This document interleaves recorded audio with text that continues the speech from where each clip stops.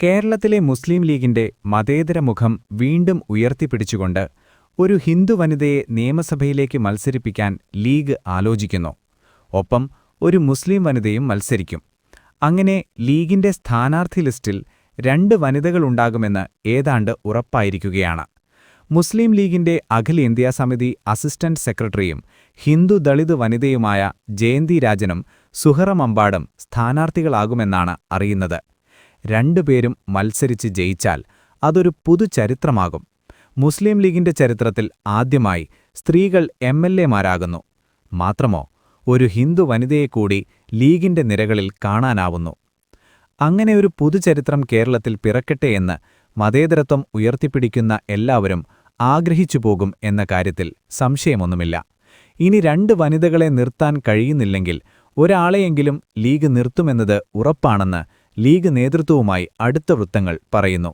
അത് നിശ്ചയമായും ജയന്തി രാജൻ എന്ന ദളിത് സ്ത്രീയെയായിരിക്കും. അങ്ങനെ സംഭവിച്ചാൽ വെള്ളാപ്പള്ളി നടേശനെപ്പോലുള്ളവർക്കുള്ള ചുട്ട മറുപടി കൂടിയാകും ആ നീക്കം.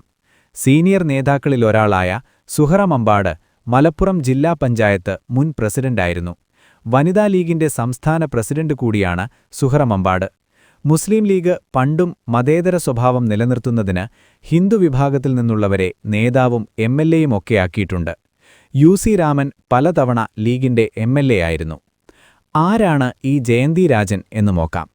വയനാട് ജില്ലയിലെ ഇരുളം പഞ്ചായത്ത് അംഗമായി 2010 തിരഞ്ഞെടുക്കപ്പെട്ടപ്പോഴാണ് ജയന്തി രാജൻ എന്ന പേര് ഉയർന്നുവരുന്നത്. വയനാട് 2008 മുതൽ ലീഗുമായി ബന്ധപ്പെട്ട് പ്രവർത്തിക്കുന്ന ജയന്തി രാജൻ സാമൂഹ്യ സേവന പ്രവർത്തകയായിരുന്നു. കുടുംബപരമായി കോൺഗ്രസ് പശ്ചാത്തലമാണ് 46കാരിയായ ജയന്തി രാജനുണ്ടായിരുന്നത്. ചീയത്ത് രാഘവൻ മേസ്ത്രിയുടെയും തങ്കമ്മയുടെയും മകളാണ് ജയന്തി. 1970കളിൽ തോട്ടം മേഖലയിൽ തൊഴിലാളികളെ സംഘടിപ്പിക്കാൻ പ്രവർത്തിച്ചിരുന്നയാളാണ് ജയന്തിയുടെ അച്ഛൻ. പൂതാടി പഞ്ചായത്തിൽ ജയന്തിയുടെ തറവാട് വീടിരിക്കുന്ന ഇരുളം വാർഡ് വനിതാ സംവരണമായിരുന്നു. CPMന് ഏറെ സ്വാധീനമുള്ള ഇടം. ആ വാർഡിൽ മത്സരിക്കാൻ ലീഗ് നേതാക്കൾ ആവശ്യപ്പെട്ടു. ജയന്തി മത്സരിച്ചു ജയിച്ച് പഞ്ചായത്ത് അംഗമായി. പിന്നീട് പനമരം ബ്ലോക്ക് പഞ്ചായത്തിൽ 5 കുന്ന് ഡിവിഷനിൽ നിന്ന് ജയിച്ചു.